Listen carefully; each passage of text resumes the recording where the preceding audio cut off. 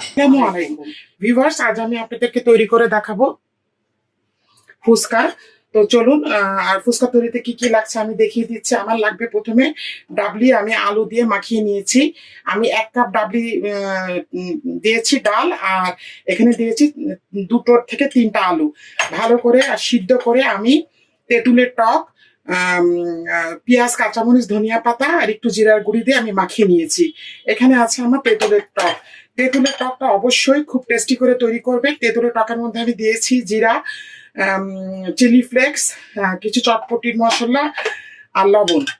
আপনারা ইচ্ছা করলে এখানে গন্ধরাস, লেবুর রসও দিতে পারেন। আমার লাগবে 2টা ডিম। এখানে আছে পেঁয়াজ, কাঁচামরিচ আর ধনিয়া পাতা। তেঁতুলের টকের মধ্যে আমার লাগবে জিরা, এই যে চটপটির মশলা আর এই যে চিলি ফ্লেক্স, আর লাগবে এই যে রেডি ফুচকা। তো চলুন আমি ফুচকাগুলো বানিয়ে নিচ্ছি।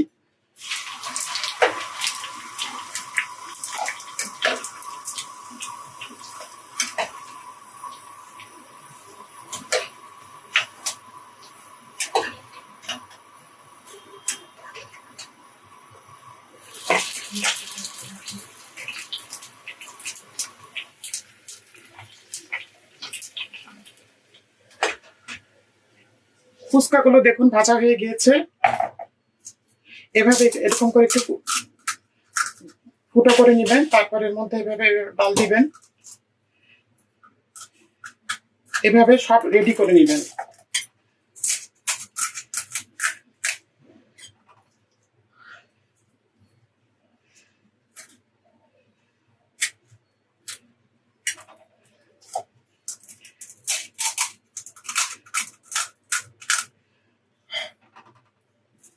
তেঁতুলের টকটা যখন খাবেন তখন দেবেন, আগে থেকে দিলে নরম হয়ে যাবে, তখন আর ভালো লাগবে না। ঝটপট তৈরি হয়ে গেল ফুচকা।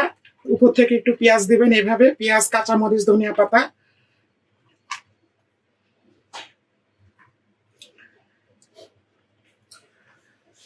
এখন আমি দিয়ে দিচ্ছি ডিম গ্রেট করে।